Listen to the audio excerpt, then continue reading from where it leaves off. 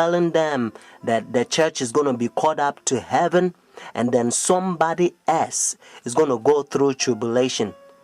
But Paul says, yea, whosoever shall live in godly shall suffer persecution. When Shadrach, Meshach, and Abednego, notice in Daniel chapter 3, when they throw them in the fire furnace, you know what happened? God saved them. And according to Daniel chapter 6, King Darius, when they throw Daniel in the lion's den, God saved Daniel. God helped us to understand that He has the power to stop pain and He's in control. And according to Daniel chapter 12 verse 1, Bible says God's people shall be delivered. Notice, in the time of trouble such as never was. So you don't have to fear mankind. Do not accept that satanic doctrine or gospel, so to speak. It's coming from the Jesuit, the Vatican. You eating Catholic doctrine. That's what you are eating. That's why, and again, Revelation chapter 17, the Bible called this power the whore, the mother of harlot. Means if this power is a mother, notice, that means that this power has a daughters. It's a Sunday churches that they accept their sun worship day. That's why it's Sunday. And watch even the spellings, you find out that's what it is. So friends, Jesus Christ is coming. Whether you go to church or not, friends, take a stand now. Saturday is the biblical day, the Sabbath, because God knows that in the end, the devil's going to make a lot of people forget the day. It's the holy day that they prove that He's the one who created heaven and the earth. Friends, that's why He began by saying, remember the Sabbath day to keep it holy.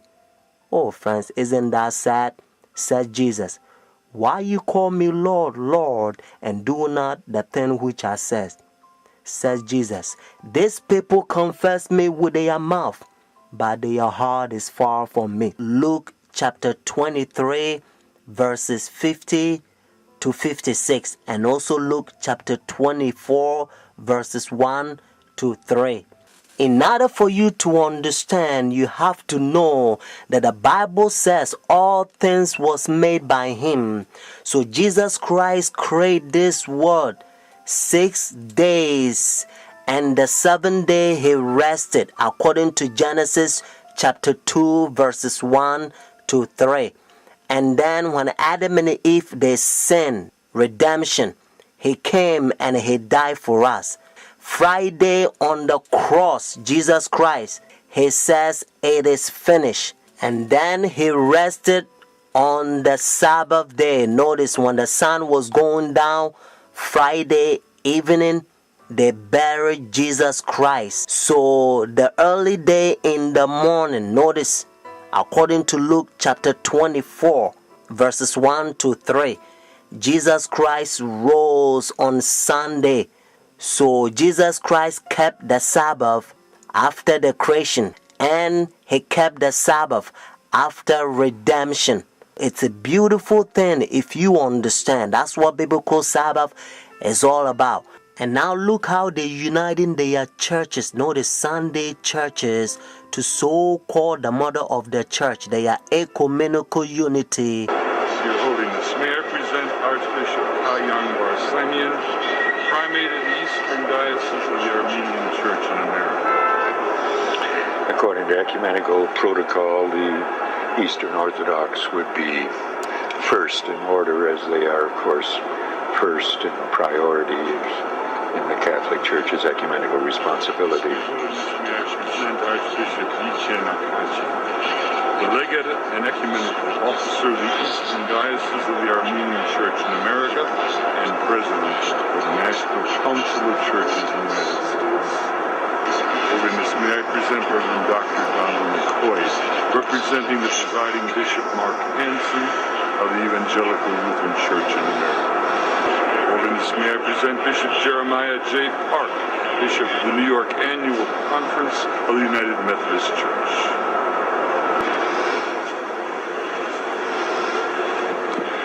Your Holiness, may I present Reverend Wesley Granberg Michelson, the General Secretary of the Reformed Church in America. Your Holiness, may I present Reverend Dr. Clifton Kirkpatrick, the stated clerk of the General Assembly of the Presbyterian Church in the United States. Your Holiness, may I present Reverend Dr. William J. Shaw, President of the National Baptist Convention, United States. Your Holiness, may I present Bishop James Leggett, General Superintendent of the International Pentecost Holiness Church. Your Holiness, may I present Dr. Leith Anderson, President of the National Association of Evangelicals. Your Holiness, may I present Bishop David H. Benke, President of the Atlantic District of the Lutheran Church, Missouri Synod. Your Holiness, may I present Reverend Dr. A.R. Bernard Sr., President of the Council of Churches of the City of New York. Your Holiness, may I present Elder Bernice King, daughter of the civil rights leaders Martin Luther King Jr. and Coretta Scott King. Your Holiness, may I present Reverend Jimmy Song Jilim, Executive Director of the Council of Churches of the City of New York. Your Holiness, may I present the Right Reverend Mark Sisk, Bishop of the Episcopal Diocese of New York. Friends, do you understand the language? Your Holiness. And this is how they call this power. He think he is God. That's what their teachings is all about, friends. And you also know that when the religious leaders, when they come to meet this power, they wearing black. Notice, dark color.